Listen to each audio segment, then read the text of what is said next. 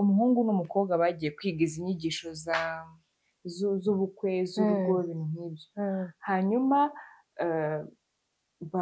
urumva muri fiyanse baba bategeka kuganira nyine kuvugana mbere ariko bo urumva baraganira ibintu byose ariko ntibigera baganira ku bijyanye na past zabo gutyo so bageze mu rugo umugore abwira umugabo no hari famiye imwe ibwira umugabo we ngo uriya mugore wawe afite umwana umugabo aramubwira burya warabyaye ngo narabyaye ufite umwana yego ahubwo ndashaka uwo mwana nzanamuzana tukabana umugabo arasara kubera icyo utambwiye mbwa ntabyo wambajije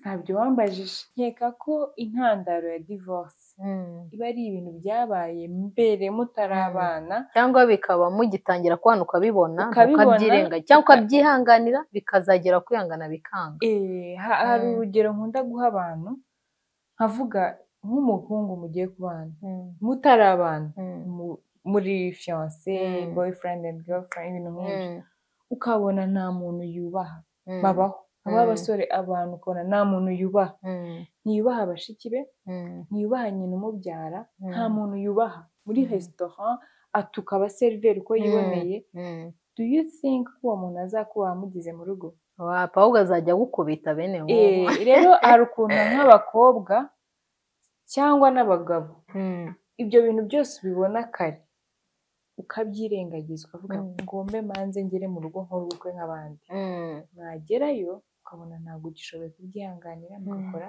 divorce njye nkeka ko bipfira mbere ikindi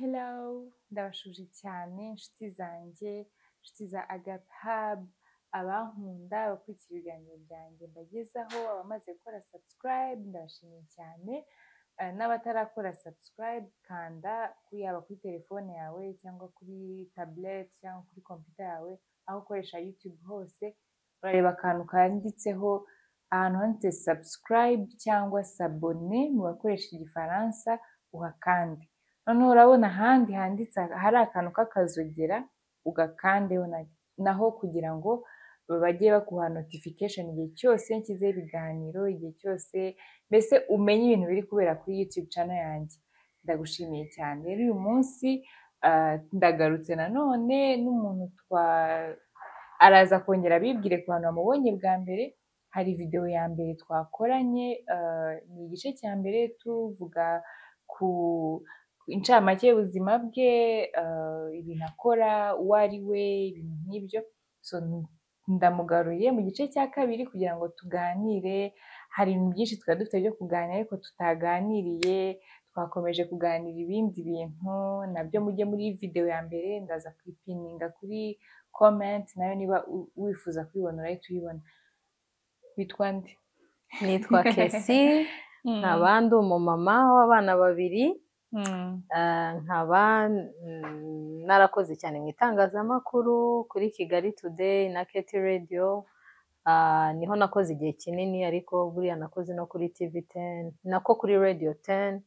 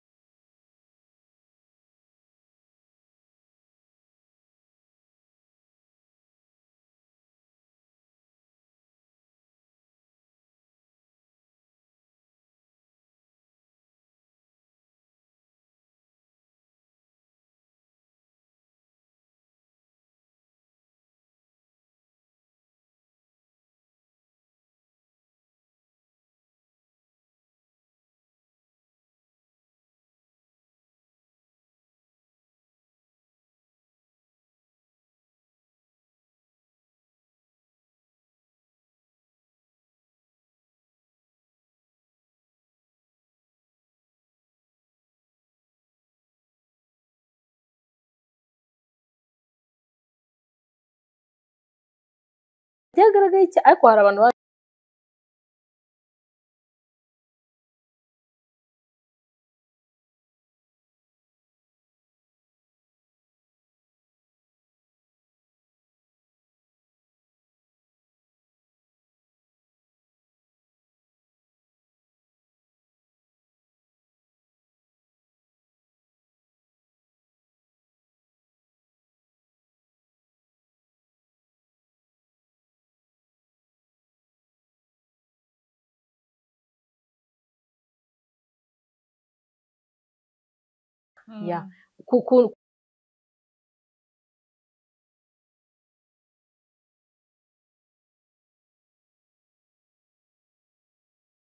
ugomba kwigabanya kuko hatangira kuzamo ibintu by'indwara. Najyaga mbona utuvidewo twawe upostinga uri gukora siporo, kutakiduha siporo. Ntabwo biba byoroshye, umuntu aba ashaka gukora utuntu dutandukanye ariko igihe cyabyo nikigera nzongera mbikore. Ariko ubu ngubu kubera utuntu hari ibintu biba bigusaba umwanya, biriya ibintu byose bisaba umwanya, uri kumva bisaba kubiha agaciro ukabiha umwanya, ariko njyewe siporo kugerageza kuba conscious ku mirire, mbese mbere yo kurya nkabitekereza nkavuga mu gitondo nariye ibi, nimugoroba, kugira ngo ugere, kuko pe nanjye ndabyibuha ko nigeze kugira ibiro hafi 70, kwa kundi uba utwite ubyaye n'iki, ku mwana wa mbere hari ukuntu, ariko ku wa kabiri umve yagize nk'amezi 7, umve abs zigaragara, ariko ubu ngubu nyine hariho fats zigomba kugabanukaho, ariko ndashima Imana nta kibazo, byabaye lifestyle kubikuraho ni ibintu byoroshye. Reka tuvuge kuri motherhood, uvuze ibintu bijyanye no gutwita no kubyara, mpita nibuka ko hari igihe abantu ubona umeze neza, ukurikije wenda nk'abandi ba mama bafite abana 2, uko umeze neza. Hari igihe umuntu abyara aba ari inzira itoroshye, gutwita, kubyara, konsa, aba ari ibintu byinshi pe. Ibyo bintu nihe kuhaje waha abantu b'abamama bari guca muri ibyo bihe bitoroshye. Hari igihe umuntu yireba akabona ko nkanjye, urugero wenda wowe uranzi mu buzima busanzwe, hari igihe nirebaga maze igihe mbyaye nkavuga se nzongera njya ahantu hari abantu benshi, kubera kwirinda amagambo, urabona hari ukuntu ujya ahantu umuntu ahita atangira wabaye iki, kuba usigaye ungana ute, urya ibiki, no kukubulinga, atigeze sinzongera kujya ahantu hari abantu, sinumva ntabwo ndi tayari, sinzongera nambare mberwe, nzongera njye, nyine ukumva ntukiri. Ni iki kintu wabwira abantu bari guca muri ibyo bintu?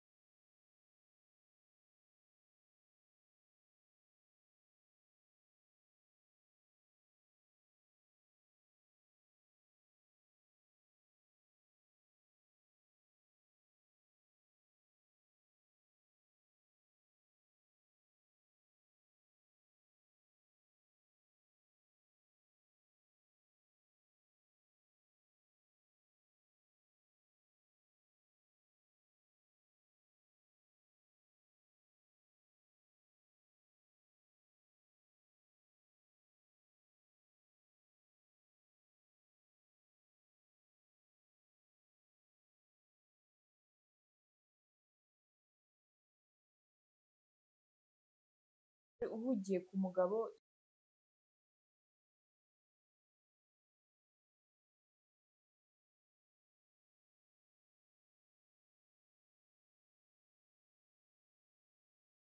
kumenya uburyo bibalanse ariko wowe mbona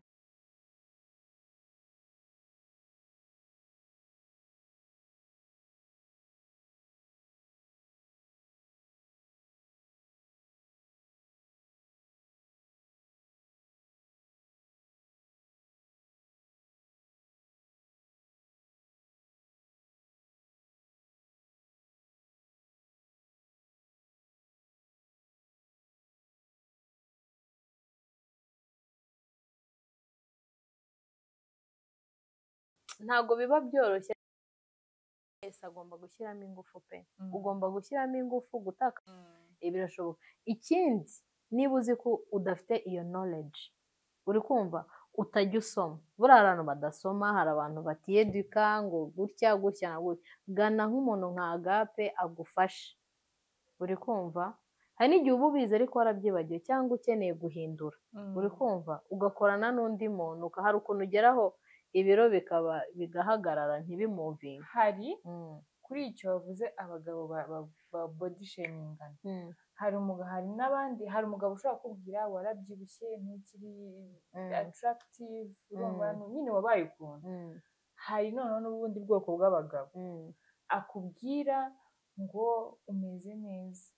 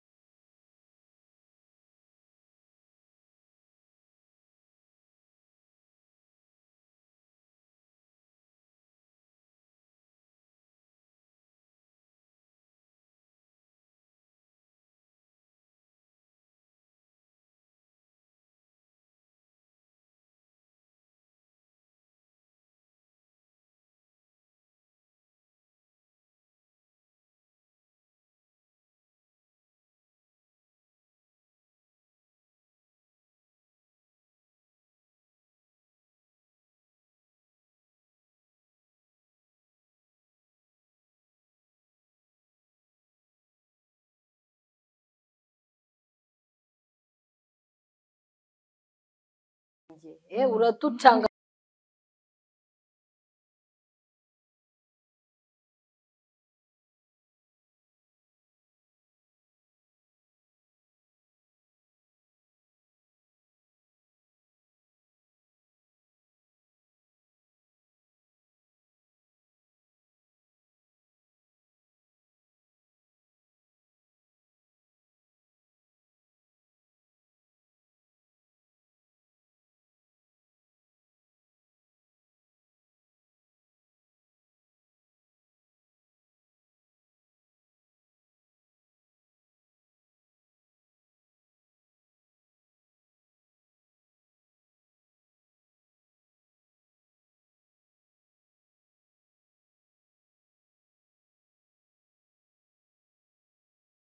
umva iyo utikunze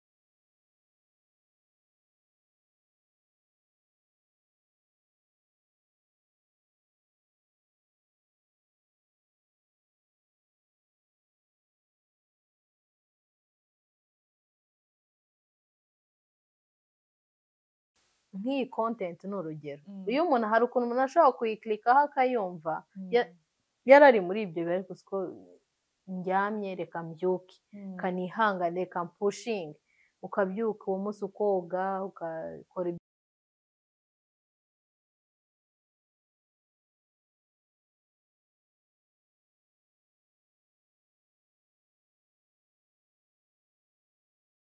uzi kuba kubyuka ukisigatiro ufite uruhinja ruri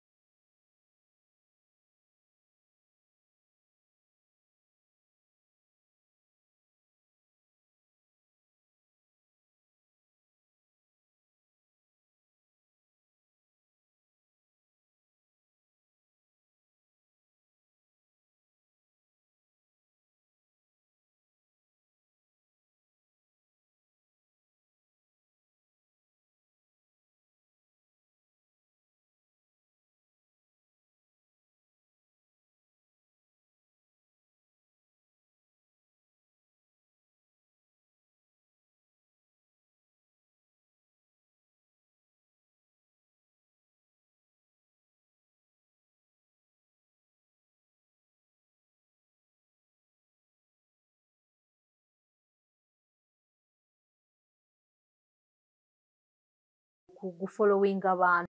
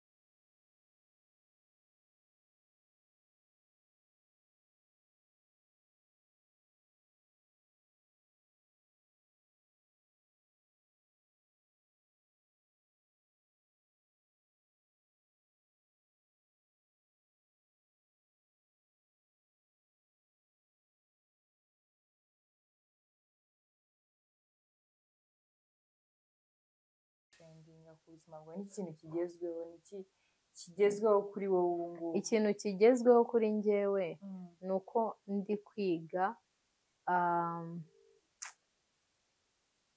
kwiga gutuza no kwakira. Wow. Apana gutuza ngo nceceke ndyame. Ndi kwiga gutekereza nkasubira inyuma. Apana kuvuga ngo ndacecetse ndaryamye, ntabwo ari gutuza. Ndi kwiga kubona ikintu nkasubira inyuma nkabona kukizaho. Mbese gutuza muri njyewe singire stress. Wenda nabita kwitekerezaho. Oya ntabwo ari ukwitekerezaho. Oya ntabwo ari ukwitekerezaho. Uriya nka bino byose twavuze, kuba mama. Ikintu kigora abamama benshi. Surtout batoya nk'uko. Iyo uvuye mu bukobwa ubaye mu mama. Kurekura wa mukobwa. Kumenya ko byarangiye. Kumenya ko umve wa gape wa kera, wa kesi wa kera, buriya forget about her. Uri kumva? Umve ni ikintu kigora abantu benshi. Kandi si abamama gusa n'abapapa. Hari umugabo utibuka ko yabaye umugabo, yagize umugore, uri kumva?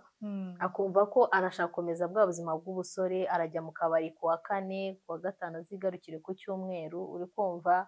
Arakomeza abajama, utahe mu rugo ubona inzu iruzuye, wenda ni urugero. Mbese ukabona ntabwo azi ko ibintu byahindutse. Cyangwa umukobwa wabaye umumama ntabwo uzi ko ibintu byahindutse. Ugomba kuvuga ati dore uyu ni njye mushyashya. Ako kantu karangoye nanjye, karangoye ariko ubu ngubu nyine nibwo wow, ndi uyu mushyashya, ndi umubyeyi, ufite abantu ugomba gutekereza, abana babiri, ubuzima bumeze gutya na gutya. Ugomba uwo muntu kumusezera ukamubwira bye, wararyoheje, wabayeho kuriya, ntago wararyamaga, ntago wabyukaga amajoro, nta kintu cyari kiguhangayikishije, wari wimereye gutyo. Amafaranga yawe ugomba kuyapangira. Noneho ugomba no kwibuka abo wabyaye, ugomba kubateganyiriza. So uwo muntu mushyashya rero hari ukuntu byangoyemo, ariko ubu nakiriye ko ndi umubyeyi, ndi umumama. Ubu ni ubuzima, ubu nibwo mfite, ni uko ibintu bihagaze. Ni akantu keza. Ugakora ko kwiyakira. Hari ikindi kintu wavuze ngo uri kwiga muri iyi minsi. Nyine uko gutuza. Ugatuza ntugire stress, kuko ibibazo n'ibintu by'ubuzima bihoraho. Rero kumenya kubituzamo, ukamenya kandi ko bishira. Kuko ntago wakemura ibibazo byose. Hari ibintu uba udafiteho ubushobozi. Ukemura ibyo ushoboye, ibindi ukabiharira Imana, ukanashima. Kubera ko hari igihe dushaka ibyo tudafite, twirengagiza ibyo dufite. Ako ni akantu keza, akantu ko gushima. Buri Imana ikunda n'abantu bashima. Imana yanga umuntu udashima, kuko ku isi nta gihe uzaba satisfied 100%. Turi mu isi y'ibibazo, turi mu isi itoroshye. Ariko iyo ushimye nibura ibyo umaze kugeraho, ugashima ibyo ufite, ukanashima Imana ku byo izaguha itaranabiguha. Mbona ari ibintu bikora, ari ibintu bifasha umuntu nyine kugira ikintu ageraho. Kesi rero wadusuye hano kuri Agape Hub, ugiye kutuganiriza ku bijyanye twaganiriye muri video yindi twaganiriye, muze kujya kuyireba. Twaganiriye ibyo gusevinga, byo kwiteza imbere. Ubu ngubu twaganiriye motherhood, uburyo umuntu ashobora kuyitwaramo. Ubu rero tugiye kuganira kuri ubuzima bwo kuba umugore, a wife. Kubera ko kuba a mother ni kimwe, no kuba a wife nabyo ni ikindi kintu. Uvuye ku kazi, abana, umugabo, urugo, business, ibyo bintu byose ubigenza gute kugira ngo, ndikubaza nkawe Kesi, ubigenza gute kugira ngo twavuze ngo utarebye neza wakwibura mu buzima bwawe, utanarebye neza. Na rwa rukundo wari ufitiye n'umupartner wawe rwayoyoka bitewe na stress z'ubuzima. Yandi ujya kumva abantu ngo amaranye imyaka 10-15, ariko wabareba mu by'ukuri ubona ni mushiki na musaza. Iby'urukundo byagiye kera nyine. Ni abantu bafatanyije ubuzima, ni abantu babyaranye byarangiye. Ni gute ubimanaginga kugira ngo na ya friendship ya harmony igume hagati yawe mu bintu bitoroshye, mu buzima butoroshye, mu bana, akavuyo. How do you manage?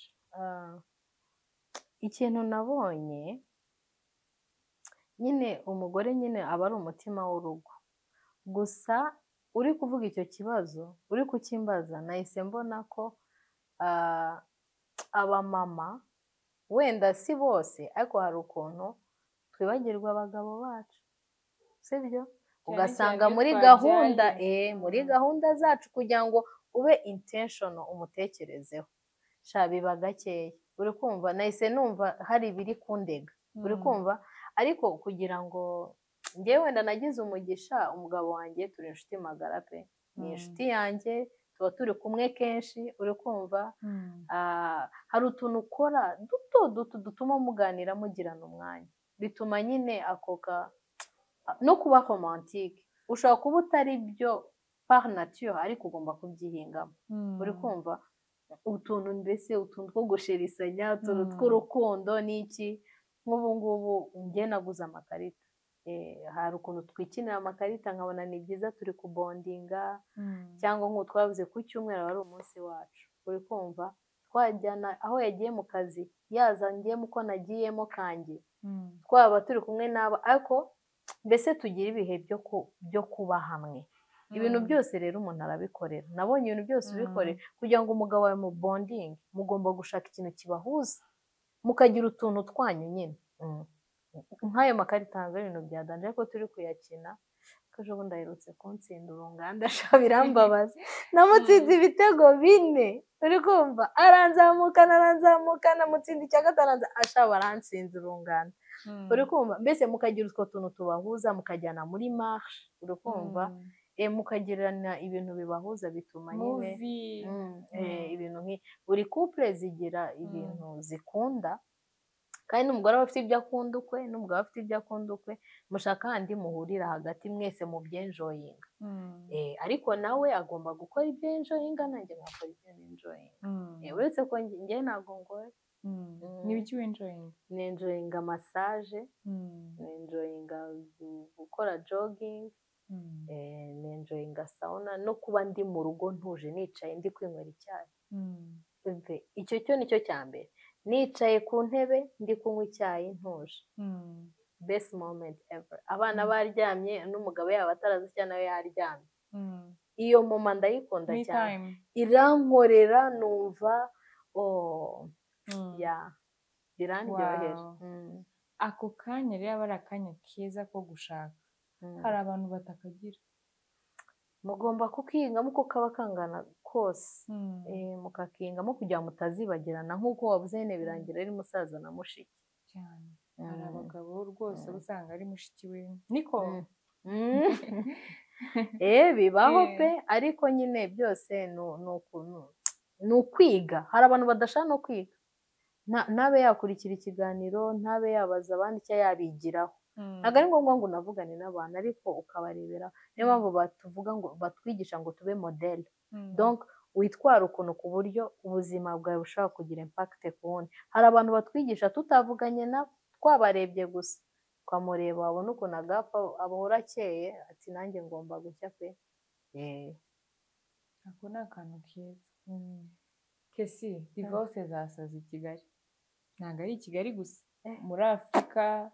Ubundi twari tumenyereye ko divorce ari ibintu by'abazungu, ari ibintu by'abantu b'abanyamahanga, bamwe bakabyita guta umuco, abandi bakabyita guhubuka, gushaka umuntu uhubutse, nyine ibintu byinshi bitera divorce ni byinshi. Ariko urebye nka hano mu Rwanda naho ujya kumva ukumva umuntu, ni kuvuga mu Rwanda ko niho turi, ukajya kumva ukumva abantu bakoze ubukwe ku wa 4, hasha nk'amezi 4 bazi se amakuru yabo, bamenyereye urugo, reka batandukanye kera, ntabwo wabimenye. Ugasanga nyine birakubabaje, kuko se ibi bintu ni ibiki, ko abantu bari babanye neza, byagenze gute? Divorce ubona ubu ngubu muri iki gihe ni ibiki ibintu bitera divorce cyane? Urumva, niba navuga ngo abantu barababaye bari na fragile mu mutwe nyine kwihangana kubera ibibazo aba ari byinshi umutwe w'umuntu uba uremereye kwihangana bikanga mbona ari ukubera kwihangana byanga ikindi nyine ukuri kwabaye guke abantu benshi nyine bashakana nta rukundo uri kumva nubwo abantu bavuga ngo nta rukundo rukiba urukundo rubaho abakobwa beza babaho n'abahungu beza babaho abantu bashaka kubaka babaho abakobwa bashaka kubaka n'abahungu bashaka kubaka babaho ariko iyo ushatse ugendeye ku bintu biri materiel uri kumva njye mbona bitaramba ikindi no kutaganira mwagirana ibibazo ntimuganire uko kutihangana mbona ari ibintu ikindi n'ibirangaza biri hano hanze ni byinshi utagize discipline uri kumva utagize discipline sha rwose urugo urarusenya yaba ari umugore yaba ari umugabo abantu benshi nyine bararangara baba distracted uri kumva muri izo distraction zawe ugasanga ziragusenyeye ugashaka kugendana n'ibiguruka ukibagirwa inshingano zawe niba wenda uri umumama ukibagirwa inshingano ugashaka kwiberaho nk'umukobwa cyangwa umuseribateri we wasohotse we wagize gute wagize uri umugabo same uri kumva mukibagirwa urugo ikindi kintu gishobora kubitera n'ubukene burya ngo abasangiye ubusa bitana ibisambo hari abajya bavuga ngo la fin ngo est sur la porte ngo l'amour parte par la fenêtre ariko ntago ari byo nyine ni ukwihangana ubwo busa nyine mukabusangira ahubwo ntimubupfe ubukene nabwo rwose umugabo arahiga imitwe agakubita akabona ntibiva umugore ntati mugabo wanjye ndabona nta kigenda mugatandukana uzi ngo bigiye kugenda neza ahubwo bikaba worse mbese hari ibintu byinshi abantu nta kwihangana ikindi iyo independence kera urumva kera abagore nta mafaranga babaga bafite babaga bibereye mu babaga bazi ikijya mbere uri kumva ariko ubu ngubu abagore barakora uri kumva aho umugore arakora bafite amafaranga yaba yumva nta kintu waza umubwira uri kumva ibyo byose akavuga turatanduka mbese kuko niyo uganiriye n'abakuru bakubwira ko ibingibi babona ubu batabibonye kera uri kumva ibyo nabyo bishobora kuba impamvu ya divorce gusa biteye ubwoba iyo ubonye mugenzi wawe yakundanaga uvuga uti nanjye ejo karabaye ndagiye cyangwa biranze uri kumva byose umve ntabwo biba byoroshye nyine ni ugusenga Imana igatabara ingo bica intege urubyiruko abatipe benshi wumva ntibashaka gushaka abakobwa benshi ntibashaka gushaka abantu bacitse intege mbese ku bintu bijyanye no gushaka umuntu akavuga ngo kugira ngo nshake kuriya nzabiyorera cyangwa umuntu akavuga ngo njye nzishakira umuntu ufite amafaranga n'ibyanga basimba bafite amafaranga mbese bikaba birimo imibare ibintu birimo imibare rero ntabwo biramba urumva ko abajene badukunda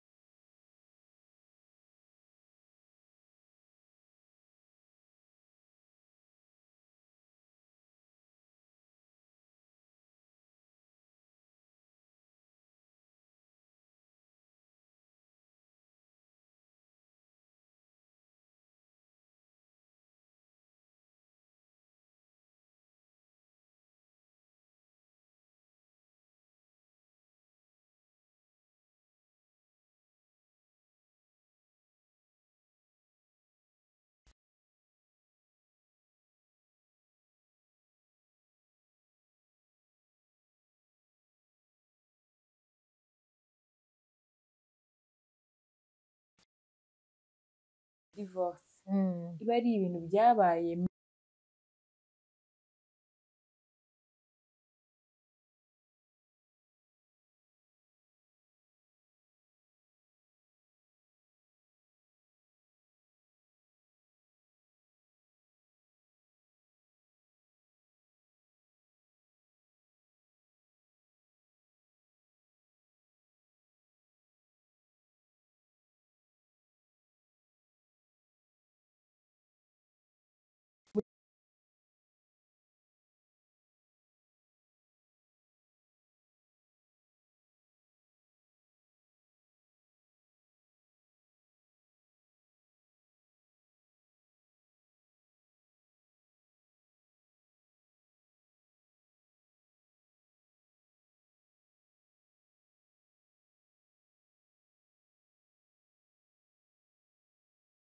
nkabipfira mbere.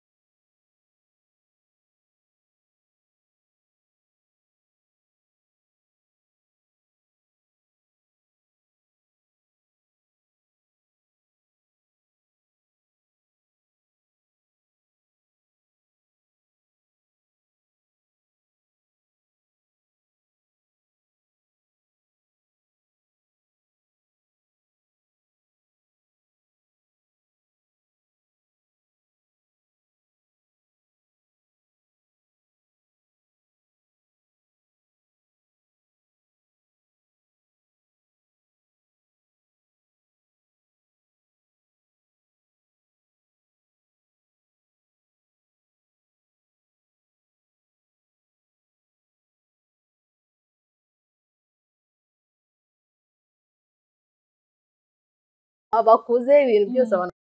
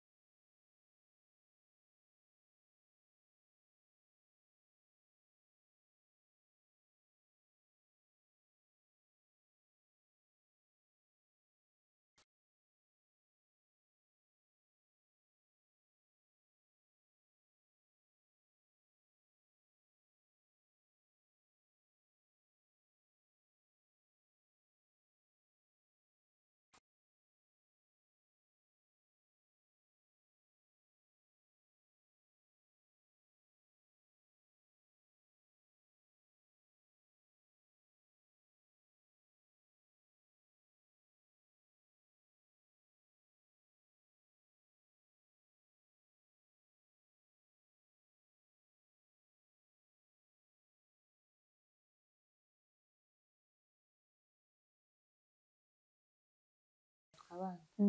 Umugabo arasara kubera icyo utambwiye mbwa ntabyo wambajije. Ntabyo wambajije. Iyo umbaza nari kubikubwira. Urumva mu bintu biganiro byose bagiranye byose harimo nyine baganira ibintu byose kandi koko ntiyabimubajije. Arambwira njye n'undenganye ntabyo wambajije. Iyo umbaza nari kubikubwira. Urumva rero ko ni ibintu byabayeho. Urumva ko rero haba hagombamo no kuganira. Kuganira kabisa. Abajene b'iki gihe bajye baganira, basinzi, bige, niba hari amasomo, niba hari inzobere, muganire ku bintu by'amatroma, muganire ku bintu byose bishoboka, mube inshuti, mufungurirane, kubera ko mu rugo nabonye ubushuti, uziko bishobora no kuba hari wenda umwe hari ukuntu bitagenze neza n'undi, ariko kubera ko mufite uzaye n'inshuti yawe mugiranye ikibazo kamera gape kuri inshuti yanjye kweri koko dupfiwe n'ubwo bushuti n'ukuntu umenye na mugenzi wawe ko yakuze background nayo accounting. Hari igihe umuntu agukorera ikintu ukarakara, ariko iyo wibutse ko mutakuze kimwe, afite we maybe nta babyeyi yigeze, ntago azi ukuntu umuntu abaho muri famiye, ntazi ayo maprotokole yose, ntabyo azi, ukabimwubahira ukamenya kanaka nta babyeyi yigeze, ameze gutya na gutya, nzagenda mwigisha gahoro gahoro. Utwo ni utuntu abantu batitaho kandi tw'akamaro cyane. Niyo mpamvu ndi kuvuga ngo njye ku giti cyanjye mbona bipfa mbere y'uko muhagera, kuko iyo mwahageze mubaho n'umusaruro w'ibyahise. Ikindi nkunda kubona hari abatipe bamwe aba avuga ngo ngewe ngo nimbona kashi ngo umukobwa se ngo nako kanya, ariko se ego ufite izo kashi urashaka n'umukobwa mwiza kubera ko ufite amafaranga, ariko se urashaka urugo, uri tayari yo kubaka, uzi icyo kuba umugabo bisaba. Kuba umugabo ntabwo byoroshye, sindi umugabo ariko nzi ko bitoroshye, kimwe nk'uko no kuba umumama ntabwo byoroshye. Wowe uri tayari, n'ibyo byose biri mu bintu bitera amadivorce. Urashatse mfite kashi zanjye, ndi umusore uhagazeho, mfite imodoka nziza, hari n'abashaka bafite inzu, mfite inzu, ngiye gushaka umukobwa mwiza muri Kigali, ariko se uri tayari nziza, uri kumva umukobwa utwika, ufite IG byuzuye ufite nk'ibihumbi 20, uri kumva w'inzobe mwiza cyane w'ikizubazuba nka Agape w'ikizungereza, uri kumva uri kumva umutipe ejo twa dufaranga yakoreraga akahita abona tubaye 0, ntamenye ngo agomba guhaguruka, agomba kuba umugabo, agomba kuvuga uti noneho tubigenze gutya, tuganire tubigire gutya, ugasanga urugo ruramucanze, ugasanga arirutse cyangwa asigaye ataha baryamye. Ibyo byose ni ibintu bitera amadivorce. Ukabona umuntu abivuyemo da, ahubwo hari n'utundi tuntu twateye muri iyi minsi, abantu basigaye babikora gisirimu, ati yewe madamu n'abana bari Canada, ati ubu bari muri Amerika ndi kurogonza, kandi babikoze gisirimu. Hari igihe n'abantu batagitandukana da bakabigenza nka gutya, ubu bari mu Bubiligi, cyangwa ubu nsigaye nkorera i Muhanga, uri kumva. Ubundi ngewe pe nuko ari ibibazo by'ubuzima nyine, nta kundi, nta mahitamo abantu baba bafite, ko umugore agomba kubaho umugabo ari, n'umugabo agomba kubaho umugore ari, mugasangira dukeya kugira ngo murezinge abana bishimye, banezerewe, babona papa, babona mama.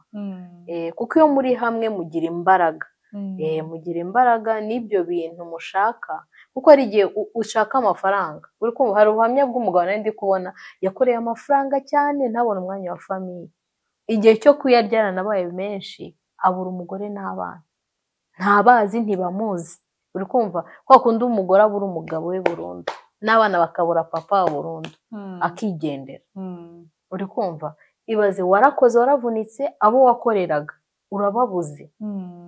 Byose ni ukubitekerezaho, ntabwo biba byoroshye pe, kwa kuvuga uti abana banjye bari mu ishuri ryiza, ariko ibyo byose birarangira, birarangira, usanga ari ubusa, ukabona wakoreye ubusa. Ni hahandi usanga n'abana yiga mu mashuri meza, afite ibisabwa byose abandi bana b'abakire bagomba kuba bafite, ariko umwana abaye nk'umutineja, tuvuga ngo papa aranyanga, ngo mama aranyanga, ujya ubibona cyane kuri aba bana twita abana b'abakire, mama aranyanga. Ugatekereza ukuntu wavunitse, ugatekereza imyaka wakoreye uwo mwana ko ntacyo, ariko ukirengagiza ko wamuhaye ibintu, ntabwo wamuhaye n'izo valeur zo gukora, by the way, ngo azikwigireho. Wamuhaye ibintu bifatika, ariko ntabwo yakubonye, nta affection, nta. Birambabaza iyo umuntu avuze ngo usekera cyane ngo kiri kwigira iki, ngo afungu iwabo bamuhaye ibi, ngo bamujyanye kwiga muri Amerika, ngo bamugize gutya, ngo arahazi. Ntabwo ari byo, uba uri kumujajinga, buriya nawe haba hari intambara cyangwa se ibyo atabonye. Hari ubuhamya bw'umukobwa yagiye nyine mu bintu byo kwiyandarika, uri kumva, noneho yakuriye muri famiye, uri kumva, papa we nyine asinda, mama we n'iki batumvikana, baza no kudivorsa, noneho abana babo ntabwo babonye urukundo, birangira agiye kubera iki, yashakaga umuntu umukunda, yiboneye umusore nyine aramukunda, aramurarura, uri kumva. Ubwo rero iyo udakunze abana bawe, urabizi ko ziriya 5 love languages uziko n'abana bazigira. Umwana rero ugomba kumenya love language yiwe, ukayimuha, n'utayimuha bagasi zayimuha, uri kumva. So ibyo ni ibintu abantu dukwiye kwiga, tukihuguramo, kuko birafasha. Umwana wawe ushobora gusanga love language yari physical touch, gusa akana kakashaka guhobera mama n'iki, cyangwa akana kashaka quality time mu mukino, ugomba gushaka iyo time, niyo bari 15 minutes ariko ukaba uri intentional, uri present, telefone wayibitse, ukamukirigita mugakina, mukirukanka nubwo amavi umugongo umuntu aba amaze gusaza, ukihangana ukajya ukora squats kugira ngo ujye ubasha gukora ibintu nk'ibyo. Umwana wawe niba ari gifts mbese ukareba love language y'umwana wawe ukayimukunda, kuko nutayimuha abandi bazayimuha, bibe birarangira nabi kandi wowe ari wowe. Cyane niba akunda quality time azajya mu bajama banywa itabi, yinywera ifege, ngayo nguko. Kesi ndagushimiye, urakoze cyane. Abafite ibintu byinshi twamwigiraho, byinshi yatuganiriza, mbese ibiganiro byinshi twihaye kuganira, twagiye twafata n'amasaha bwakwira bugake. Rero ndabashimiye ko mwadukurikiye, abantu bamukunze munyandikiye muri comment nzamugarure. Ni umuntu wanjye nyine, n'umuntu wanjye cyane. So abadukurikiye ndabashimiye cyane. Yatubwiye ko umwaka utaha ngo ufite ibintu bikomeye tubikiye.